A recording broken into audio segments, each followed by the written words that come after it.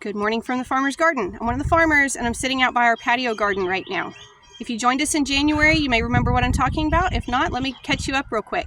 What we've done is we've set up a pallet here beside the shop, and this is our pretend patio. And what we're going to do this year is every month I am going to plant things that you can grow yourself, even if you live in an apartment or another place with a very small area that you could work in.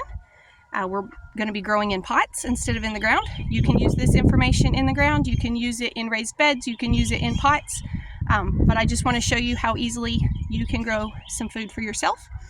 Our patio is a pallet here beside the shop. It's not going to move all year. It's not in necessarily the most ideal location as far as we're blocked from morning sun. We get too much afternoon sun, things like that. But if you're growing on a patio, in your apartment or small backyard, you might not have a lot of choices either, and so I wanted to be a little bit more realistic with this. My goal is to do one of these for every month so that you can kind of follow along and know what to grow each month or what would be harvested each month. I got a little bit behind. It's nearly the end of February now, so you may end up having to kind of double up and do two things in March instead. But I'll go ahead and show you how our January stuff is doing, and then we'll get started on February. So here's our little patio. We had some pretty extreme cold weather, at least for our location. This past week we were down in the teens, and so even though it is the correct time of year to be planting these, they did not necessarily fare very well. So the carrots, you can see how many of them were up and green and doing well. All the brown ones are the ones that got hit by the cold. So we will probably need to go in here and reseed. And so what we'll just do, and I'm not going to do that now, I'll do it later, but we'll just take the carrot seeds and sprinkle them back on top and kind of fluff them into the soil. It's also really wet right now. We had a lot of rain and these didn't drain as well as they probably should have. So that might be part of our issue as well. Same thing with the onions. There's some cold damage, but they're also really wet.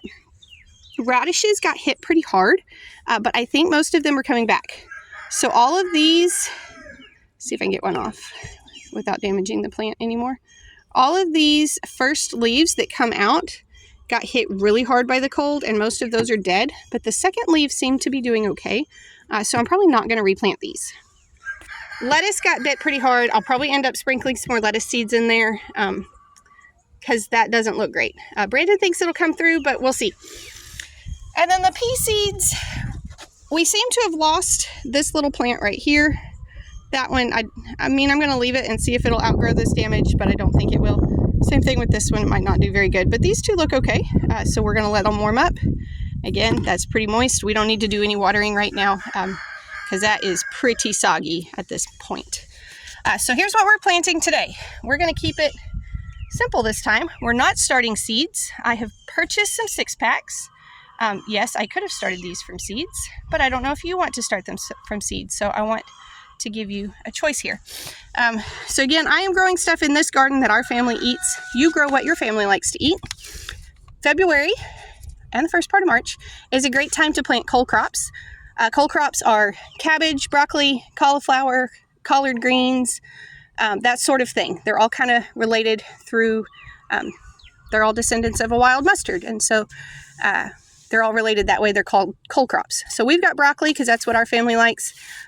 We had some baby goats escape and find my plant while it was sitting in the shop. So it's got some nibble damage on it.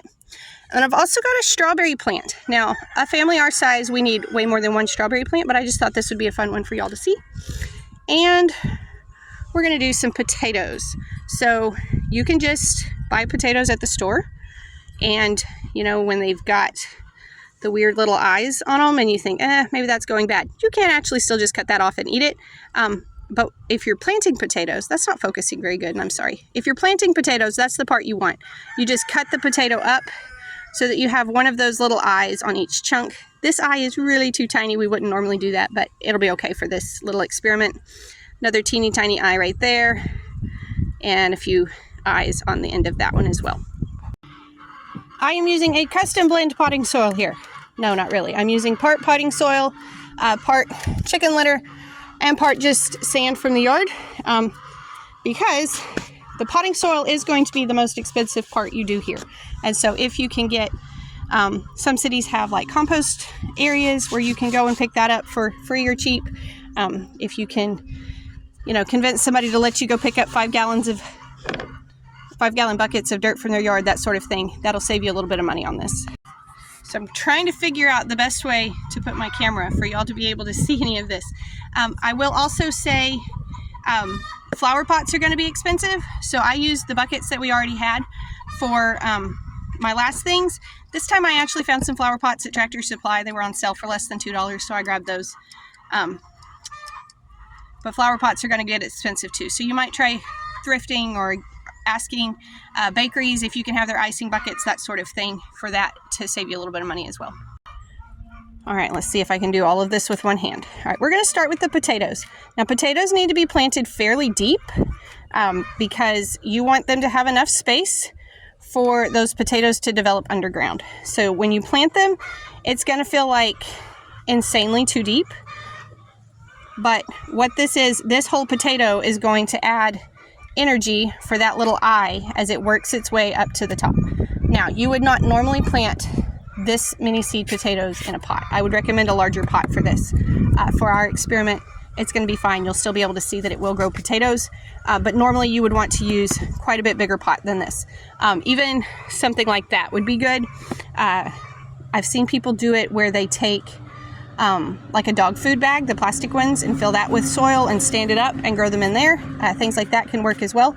But that's all we do with those. We literally just bury the potato. The broccolis, I'm going to try to do 3 plants per pot. And see if I can do this with one hand. There we go. So you can see nice healthy roots on there, good healthy stalk. We're going to try to get a hole deep enough. There we go. Tricky with one hand sometimes. I recommend you use 2 hands when you're gardening, if at all possible. These are also fun things to plant with your children. If you've got maybe some picky eaters that are like, I don't want to eat broccoli, try letting them grow some for themselves. Sometimes just that feeling of accomplishment when they have grown it from seed or from a plant like this can really encourage kids to not be so picky. Sometimes. So we're going to do that same thing again with this pot. Ta-da! And now I'm going to put the strawberry in this cute little pot that I already had here. If I can get the strawberry out of its cup with one hand. Again, definitely recommend 2-handed gardening if possible for you. So I'll put a little strawberry in there. Strawberries, actually, I don't have a lot of experience with them. We've grown them like this before for our families. I believe a strawberry is like a 2-year plant. So you would plant it now and not plan to eat a whole lot of it this year, but you would eat it next year, if I understand correctly. And if you have a place where you could put them in the ground, I believe they spread some as well. Again, this is not my strong suit. We've got some berry farmers that follow us on Facebook that will probably be able to tell us better. But if you really want to do strawberries for your family, you're going to need more than one plant. And I think they're better if you can get them established in the ground. Those are the 2 things that I do remember about them. So that's it. Now all I have to do is get the watering can and water them. I'm not going to water those January pots. I will come out later and do a few more carrots and lettuce seeds in there. But that's pretty straightforward. You can do this. You can grow your own food on your balcony or your patio, whatever you have. Even if you don't have a lot of space, it is possible for you to grow a little bit of your own food. So thank y'all for following along.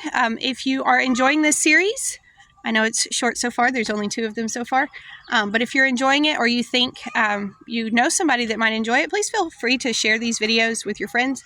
That helps us grow our YouTube channel as well. Thank y'all for stopping by the farm today.